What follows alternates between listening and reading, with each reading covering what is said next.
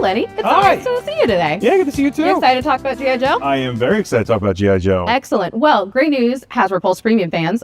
We have a little something special for you today. So you got a chance to talk with Josh Williamson. Yeah, it was awesome. Who, if you don't know, is one of the absolutely incredible authors working on our Energon universe over at Skybound and all of our wonderful kind of G.I. Joe comics. And you got a chance to talk with him about specifically the character that we are having as our 1027 exclusive item for G.I. Joe Classified series. Yeah, and it was a great conversation to kind of get into his head of like how he introduced him into the comic and just the you'll see the conversation. It's really, we talked about a lot of fun stuff, and it's just so exciting to talk about two other creatives about how in their medium and what they're doing. So hopefully you guys enjoy our conversation. Perfect.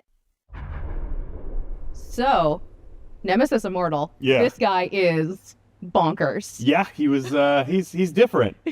But in like he's built different. But in a that way where classified series can kind of push forward the original G.I. Joe designs from the 1980s. I think that this is an incredible example of bringing one of those characters kind of into modern day in a way that I know a lot of people have feelings about the G.I. Joe movie, but like this is so cool that when you see this figure in person, you are not going to be able to resist. Yeah, First, it was an honor to be able to do that, right? Like, I love the G.I. Joe movie as a kid, and I love monster design, so it was like such a pleasure to jump in on this one. And speaking of that monster design, I could take you through some of the thinking here. That'd be great. So in the cartoon and in the toy, they actually had two different designs. So when I started on this guy, I started from the toy, as we talked about in the video. And then we kind of took it from there. We tried to reimagine how's he going to work, right? So he's basically wearing, or he's grafted onto him, this kind of like scale suit. And the scale suit is actually growing the armor out of it. Cool. So that's how you're seeing all these carapaces on there and the chitin or chitin that grows off of him. And we wanted to play that up. What's a carapace for people who aren't familiar with this term? A turtle shell is a carapace. Okay, interesting. Yeah. Cool. Yeah. Thank you. That was a very helpful explanation. Yeah. Dorky. So let's spin him around so you guys can see. So we wanted to play that up across it. But again, he's got this like biotech going on him because he's from Cobra Law. Globulus has designed and created this ultimate weapon of a creature. And as you can see, it's DNA pulled from all different types of animals, even in the bat wings. Maybe I'll turn it around again so you guys can see it. But there's like almost like a crab lobster kind of like chitin on the bat wings as well, because it's a mix of creatures to make this ultimate weapon. Speaking of those, we have articulation in here. They actually spin as well, so you can get some cool posing out of it. Oh, good. You thought of everything. We want to get it all in there. And actually, they're butterfly joints on the shoulders. I don't want to mess it up right now, but so they'll actually be able to flap, which is really cool looking. Incredible. So for people who are doing stop motion with our figures, you can get some very cool stop motion out of them. Perfect. he could fly on in. So yeah, we want to play that up again. So it's a lot of like deep diving into animal anatomy and playing around with it and how it could look on Nemesis Immortal. If you guys remember in the cartoon, he had a little bit more of a sleek design. I would imagine that was for animation purposes back then. We wanted to play up the toy design. It had a lot of like this kind of like armor and like this like knobby bits all over it. We wanted to make it more grotesque in that sense. It's so interesting because there's a lot of G.I. Joe figures, you kind of have your standard military and there's textures that you expect to find on those figures. This is a mix of so many different textures and kind of finishes that it's really visually interesting to look at up close too. Well, yeah, it's a nice deviation from the line.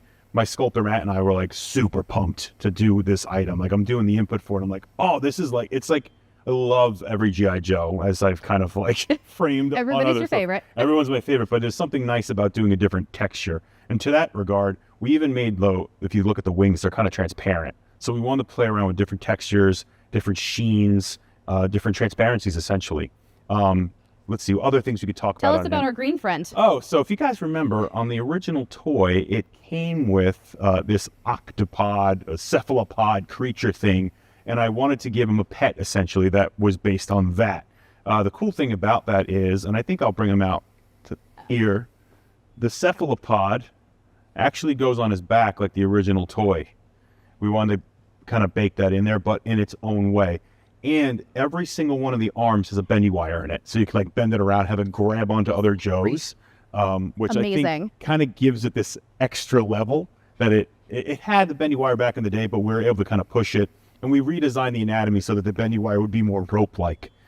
So super fun to get that in there. And I think it's pretty successful. It's pretty crazy looking, but I think that's what we're going for here, right? Absolutely. And I think that, as we have talked about so many times, there's really nothing that is off limits for classified series. And I think that this does a really cool job of showing kind of how you can continue pushing forward into some of those later stories and some of those wackier characters, but still have them really feel like they belong in classified series. Oh, 100%. It's a great challenge, too, as a designer and a development team. It's like, how could we bake it into our line and have it still work? Still has to feel classified, and I think we're there. And we, again, like with classified, where we're zhuzhing and upping things a little bit. Like we talked about in the video a little bit, but we wanted to figure out what's the purpose of his gear. So like all the chitin you could see growing off of it. So that's where you're seeing a lot of this different gear. Like his knuckles are literally like, if you had the pleasure of eating a lobster, they have all the spikes all over him. So his knuckles actually have the lobster spikes all over the front of him because he's very vicious. And then the alternate head is kind of like a war form. We talked about in the video a little bit, but like he can grow more chitin and he needs to protect himself. So he's going to take a fall, he needs more chitin, or he needs to headbutt Sergeant Slaughter. And this time around, Sarge, you might have trouble with that head. But yeah, so it's really fun to work on. I mean, we also got into like, again, that like cephalopod and that like anthropod kind of like armor, like you would see on like a spider or like a crab, like with the swords. We want to bake that in there too. But again, getting a little bit more like a reptile claw on it. So it's a mix of DNA. And it's really cool when you have I don't know if it's easy to see from that angle, but when he actually has his swords in his hand with the piece that is growing off of his forearms, like it's a very cool kind of effect as well. Oh yeah, get you. He looks like he means business. And there's something else I think I want to show everybody. So the wing backpack, we also looked at that as like a pet. So the idea was to do like this filthy daddy long legs crab creature thing. That I think it works for Cobra Law. So you can pose it out. So essentially, if you have his cephalopod on his back, you can have.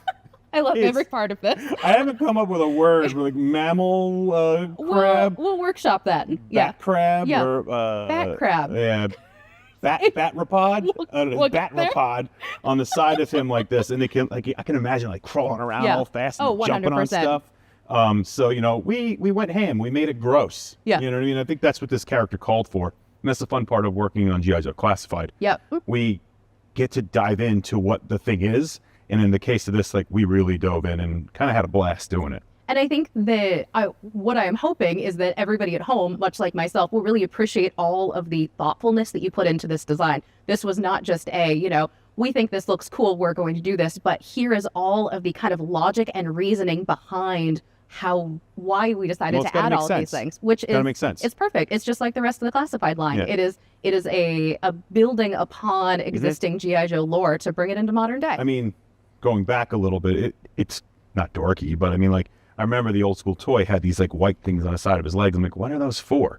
And that's actually where the swords were born from. Oh, perfect. So that's kind of the fun part about doing a lot of like reinventing some of the old school designs from 40 years ago. You look at it, and as a kid, you imagined something at the time that it probably had.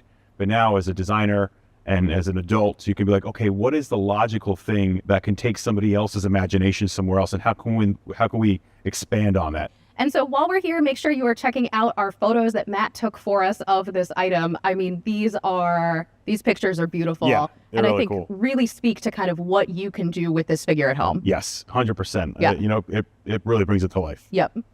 So thank you so much for joining us for our G.I. Joe segment today. So Nemesis Immortal, again, is going to be available starting at 1 p.m. tomorrow. So that is Monday, October 28th, starting at 1 p.m. Eastern Time for Hasbro Pulse Premium members and 2 p.m. for all other fans. Thank you so much again to Josh Williamson for his time and all of his contributions and the love that he is putting into the G.I. Joe universe. It shows. It's awesome. It really does. And if you haven't gone to check out any of the amazing new G.I. Joe comics from Skybound, make sure you are picking those up. They're incredible. Because you want to follow along on that story. Yeah. Perfect. All right, should we do a Yo Joe? I think we should. Okay, 1, 2, 3. Yo Joe! I mean Cobra. La, la, la, la, la, la.